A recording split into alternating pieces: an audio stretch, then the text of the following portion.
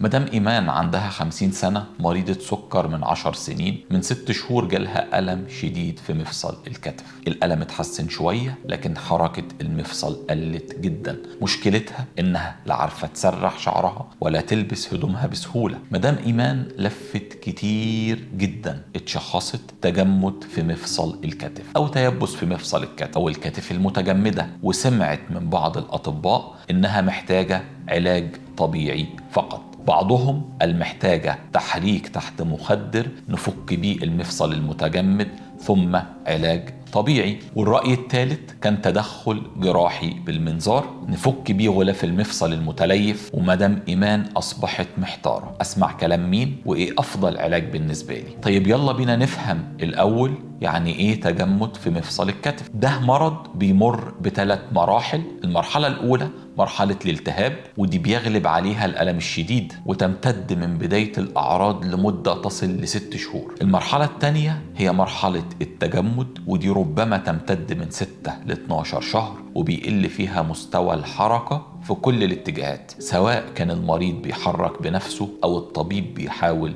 يحرك له الكتف أثناء الفحص. والألم الحقيقة في الفترة دي ما بيكونش شديد. المرحلة الثالثة مرحلة التحسن، ودي بتاخد من 6 ل 18 شهر، وبيبدأ فيها مستوى الحركة يتحسن تدريجيا. واللي شرحناه ده يسمى التطور الطبيعي للمرض بدون تدخل من الأطباء. معنى كده إن أنا لو ما خدتش علاج هتحسن كليا بدون تدخل. فعلا ده ممكن، لكن للأسف الشديد على مدار فترة ربما تصل لأعوام. إذن لازم يكون للمريض حل وسريع، وده دورنا إيجاد هذا الحل حسب المرحلة اللي بيجي فيها المريض، بحيث لو جاء المريض في مرحلة الالتهاب علاجه بيكون بعض مضادات الالتهاب والتمارين البسيطة أو العلاج الطبيعي البسيط، وبكرر البسيط، وأحيانا في بعض الحالات حقن الكورتيزون الموضعي.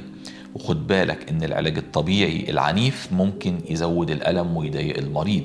أما لو جاء المريض في المرحلة الثانية وهي مرحلة التيبس أو التجمد، واللي بيقل فيها مستوى الحركة بشكل كبير، فبيكون العلاج حاجة من 3: علاج طبيعي وحقن كورتيزون، أو تحريك الكتف تحت مخدر ثم العلاج الطبيعي، أو التدخل الجراحي بالمنظار لتحرير الكتف. وطبعا مدة العلاج والتكلفة المادية بتختلف بينهم بشكل كبير جدا. والسؤال ايه افضل هذه العلاجات؟ والسؤال ده سبب حلقة النهاردة، ودراسات كتير حاولت تجاوب هذا السؤال، واشهرهم UK فروست ترايل اللي اتعملت سنة 2020 في المملكة المتحدة، وخلاصتها كانت مفيش واحدة من العلاجات ال3 كانت مرضية للمريض بنسبة 100%، لكن أفضلهم نتيجة وأقلهم تكلفة هي التحريك تحت مخدر والعلاج الطبيعي بعدها مباشرة. وده الدليل العلمي الأقوى المتاح حتى الآن. والتحريك تحت مخدر إجراء بياخد من دقيقة ل3 دقايق، بنحرك فيه كتف المريض في اتجاهات معينة، وده بيقطع التليفات الحاصلة في غلاف المفصل وبيعيد مستوى الحركة، وبيكون طبعا المريض تحت مخدر يعني مش حاسس بألم. أحيانا الطبيب بيكون معرف المريض إنه هيحقن كورتيزون بعد التحريك لتقليل احتمالية الالتصاق مرة أخرى وتقليل الألم والالتهاب، ثم ينطلق المريض على العلاج الطبيعي مباشرة، وده بيعيد للكتف مستوى الحركة وبيحسن الألم بشكل كبير. المعلومات اللي قلناها